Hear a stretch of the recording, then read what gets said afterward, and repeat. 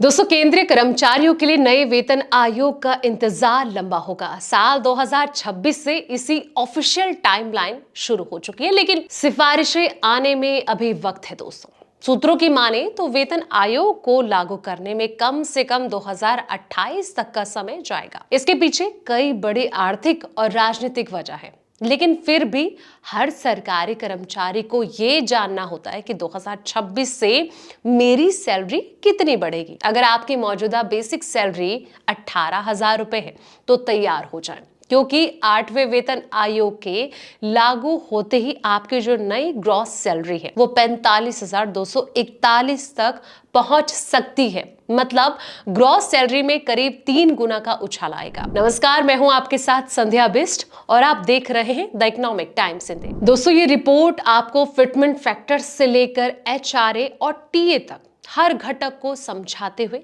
बताई गई। नया पे स्ट्रक्चर कैसा होगा और 18,000 रुपए सैलरी वाले को असल में कितना फायदा मिलेगा। फिटमेंट फैक्टर वो संख्या है जिससे कि पुरानी बेसिक सैलरी को नए वेतन आयोग में गुणा किया जाता है। 7वें वेतन आयोग में ये फैक्टर जो है 2.57 था। अब 8वें वेतन आयोग के लिए दो थ्योरीज चल रही हैं। कुछ एक्सपर्ट मानते हैं कि इसे 2.86 गुना रखा जा सकता है, जो कि अधिक बढ़ोतरी दिखाता है, लेकिन वास्तविक अनुमान 1.92 का है, क्योंकि ये सरकार के राजकोषीय संतुलन और महंगाई दर के हिसाब से व्यवहारिक है। यानी कि 8th सीपीसी में जो सैलरी स्ट्रक्चर बनेगा वो 1.92 के फैक्टर पर डिपेंड रहने की संभावना है। अब बेसिक में ज्यादा ग्रोथ होने से भविष्य में डीए के हर 6 महीने के जो रिवीजन है, इससे फायदा बढ़ेगा। पेंशन और अन्य लाभ जैसे कि पीएफ हो गया, एनपीएस योगदान हो गया, इसमें बढ़ी हुई बेसिक पर होंगे। आने वाले सालों में अगर डीए 50% तक जाता है तो सैलरी 50,000 के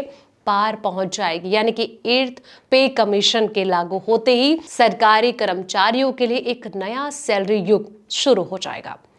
सरकार की तैयारियों के मुताबिक 8वें वेतन आयोग की सिफारिशें आने में 18 महीने का वक्त है, लेकिन इसे लागू करने पर अंतिम फैसला सरकार का ही होगा। आमतौर पर सिफारिशें आने के 6 महीने के अंदर इसे लागू किया जा सकता है। दोस्तों, हालांकि ये 1 जनवरी 2026 से ही लागू रहेगा और जो नई सैलरी स्ट्रक्चर है इसके हिसाब से पैसा मिलेगा। ये तारीख ही बेस मानी जा रही है। साथ में एरियर्स का फायदा भी संभव है। सरल शब्दों में अगर इसे समझा जाए तो अगर आपकी मौजूदा बेसिक सैलरी 18,000 रुपए है तो 8वें वेतन आयोग के बाद ये 34,560 हो जाएगी। एचआरए 9,331 और टीए 1,350 मिलाकर सैलरी जो है 45,241 बनेगी।